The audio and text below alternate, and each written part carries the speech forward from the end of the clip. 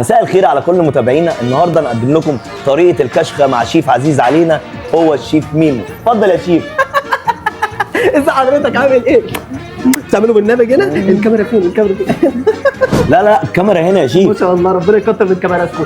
بسم الله الرحمن الرحيم. ورقه وقلم لا يا شيف، مش بتاعتنا دي، مش بتاعتنا. طب يلا بينا نحضر.